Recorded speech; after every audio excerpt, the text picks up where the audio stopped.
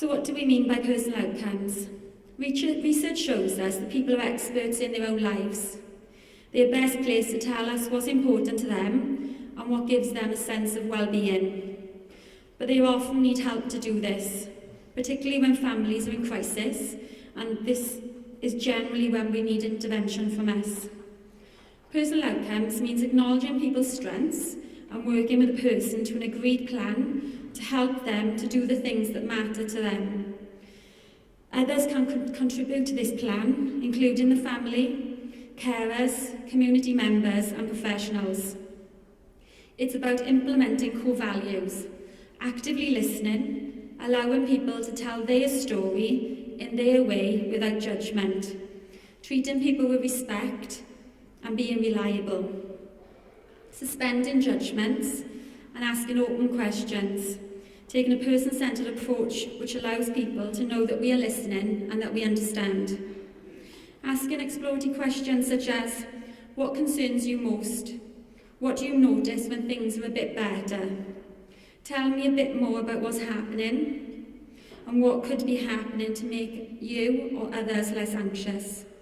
Helping people to identify their own strengths, skills and motivation to make change, their concerns and their aspirations.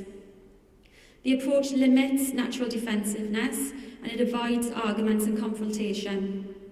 It allows people to think about what needs to happen, where they are now and where they want or need to be.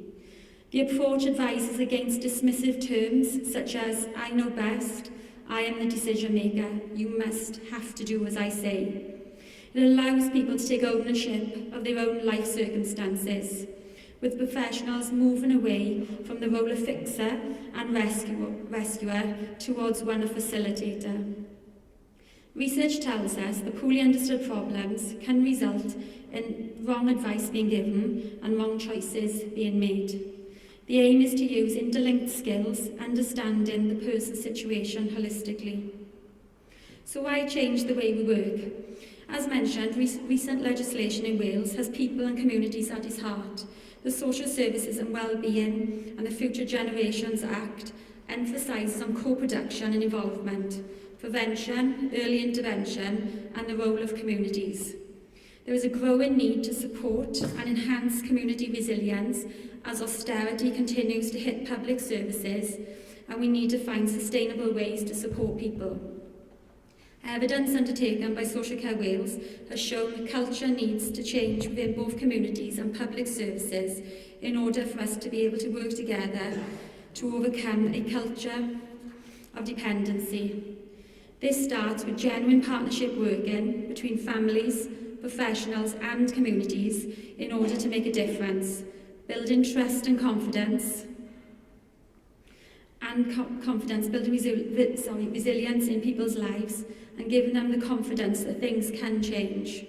The focus cannot just be limited to health and social care.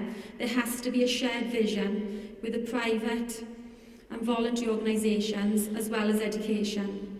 Evidence from practice tells us how we do it can be more important than what we do. I recently read a story written by a young care leaver, Jenny Malloy, in Community Care magazine. Jenny talks about how the kindness of social workers and carers helped her overcome childhood trauma and build her resilience. She writes, social workers and carers are in the honoured position to create a space for us to learn what we, as precious children, should receive as acts of kindness. There were so many acts of kindness that she received, far too many to mention, and that in itself is an act of kindness. With a complicated life of working with vulnerable children, the simple things can be overlooked. Resilience is built in many ways, and feeling special by receiving kindness is one of them. She adds, the conversation often pops into my head when I felt the loss of those important professionals. The loss was no different to losing a relative. The cross was no easier to bear. The losses stay with you forever, and them, in part, shape you as an adult.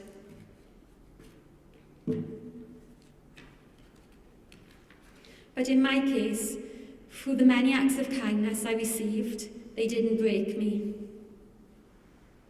So how much does this cost?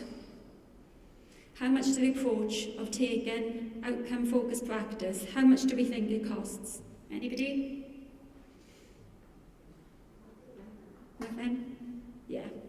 Working in a non-judgmental way, treating people with respect, being kind, actively listening, being available and reliable, showing compassion and being empathetic, putting the person in the centre, asking them what matters to them and exploring their personal outcomes. Zero cost, no charge.